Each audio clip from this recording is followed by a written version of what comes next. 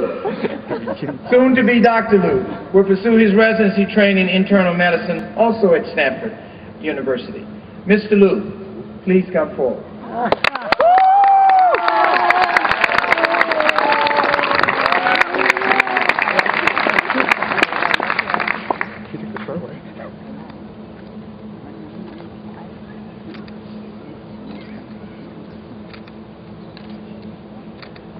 Hello. Excuse me, I need to take a picture for my Facebook. Okay. Ladies and gentlemen of the class of 2013, friends, family, loved ones, and for everyone podcasting this at home on 1.5 times speed, congratulations, we survived. Right. So we survived Dr. Krasny kicking us out of class. We survived PBL, countless learning issues. We survived step 1, step 2, meeting fantastic and also terrifying patients, as well as terrifying attendings. We survived, and all while saving lives, one electronic medical record note at a time. We are only minutes away from getting our diploma and from being able to use the line, "Trust me, I'm a doctor," to impress women, and it actually being true. FYI, way better than "Trust me, I'm a medical student." And while I reflect on the past 4 years, I realized the one consistent thought I had going through it all. I am not ready for this. I think we've all had this feeling. Immature, unprepared, overly emotional. Not words you want describing your doctor, but certainly words that you could have described us medical students over the past few years. Those adjectives certainly characterize a lot of my time at UCLA. Now, we all have stories, but lucky for you, I'm the one speaking, so you get to hear mine. So, flashback all the way to the middle of our very first year. And up to this point, after being drilled about professionalism, we were all on our best behavior, acting like young doctors should. And then, block 3 hit. And if you remember, that was the reproductive block. Let's just say there was a lot of vocabulary to learn. My thoughts at that time, I was not ready for this. Between Mullerian ducts and epididymises, I giggled so hard from outside the hall. You could hear me and James Lee cracking up at every mention of the P word or the V word. You know, Baz Deferens. And that wasn't even the block where we learned about mouthfeel. You Google that one. I was definitely not ready for this. Now, flash forward in our flashback, back to when we were MS3s. Remember how much excitement we had that we'd actually get to see patients and apply what we'd learned in the first 2 years? And also, how much terror we had that we'd actually get to see patients and apply what we'd learned in the first 2 years? On my OB-GYN clerkship, I had that latter feeling. So, it's my first night on call, and my overeager intern places me squarely in between the mother's legs, in prime baby catching position, and I am terrified. There's a series of maneuvers that I have to perform to deliver this new life into the world, but the only thing that comes to my mind is that Konami video game code, you know, up, up, down, down, left, right, left, right. I was not ready for this. But thankfully, my brain and instinct took over as the little guy emerged, and all was going well when I suddenly heard up. Bam! Holy shihans, I thought. What did I do? I turn around, there on the floor is the father that fainted during all the excitement, hit his head on the table, bleeding on the floor. So he's unconscious on the floor. I'm freaking out, trying to see if he's all right, and my intern is yelling at me, "Forget him! Focus on the baby! Focus on the baby!" Mother, meanwhile, while delivering, mind you, busting up laughing. It was all I could do not to faint. I was definitely not ready for this. Somehow or another, we made it to our final year, MS4 year. We thought we'd seen it all, and admittedly, I was a little cocky.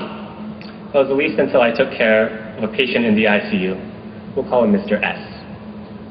Now, Mr. S was a gentleman with amyotrophic lateral sclerosis. It's a disease in which the muscles lose strength. And his disease had progressed to the point that even his breathing muscles were getting weaker and weaker. His wife of 25 years never left his bedside.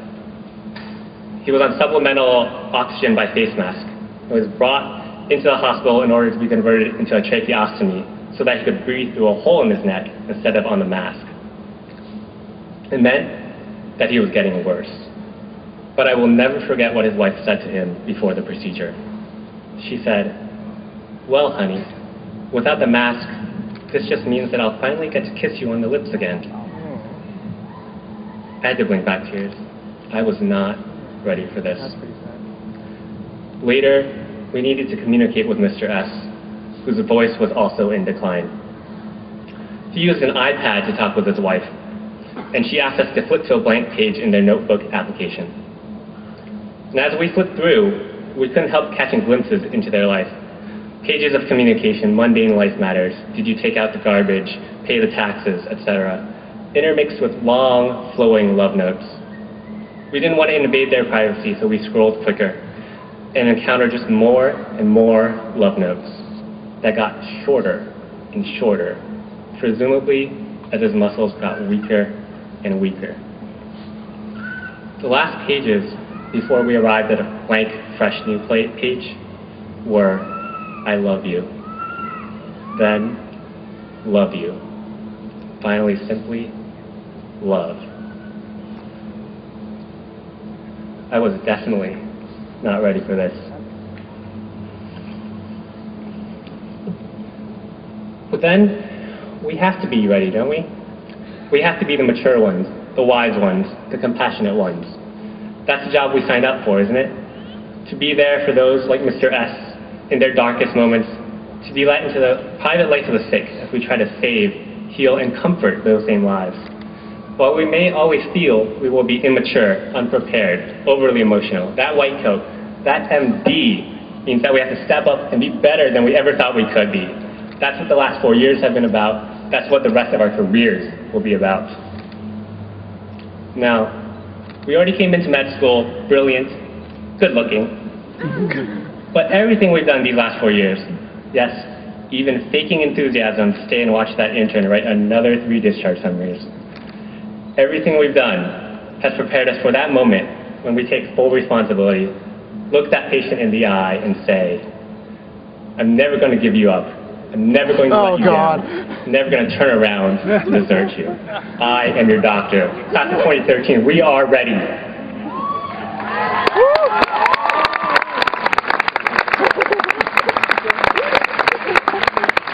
And as we all know, there is no way we could have gotten to this point without the people that have supported us. Family, friends, loved ones, mentors, parole officers, some with us today, some that could not join us. Graduates, please take a moment to thank in your mind those people that have loved you unconditionally for the past 4+ years. Hi, Mom. Then, thank each other. It has been a privilege to be part of such a wonderful class that knows how to work hard and knows how to play hard. And boy, do we certainly know how to play hard. We are great dancers, amateur chefs, marathon runners, star path players, musicians, the list goes on. Ladies and gentlemen, after today, ladies and gentlemen, you know what else we are? We are the future. And in just an hour, we can ask that list and say, we are physicians. Now, I'd like to leave you with wise words from 5 wise men that have been through transitions in my life. And it goes, "It's tearing up my heart when I'm with you. But when we are apart, I feel it too. And no matter what I do, I feel the pain, with or without you." If truer words have been spoken, I don't want to hear them. Doctors Timberlake, Chavez, Kirkpatrick, Matone, and Basset, we're all excited for that next step, but we're sad to have to part ways. Guys, we will always have the days of Geffen School of Medicine at UCLA. Class of 2013, again, we are ready. Congratulations.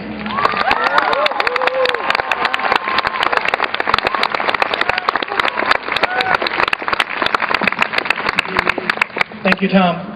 Class of 2013, yes, you are ready. Yes, you are the future.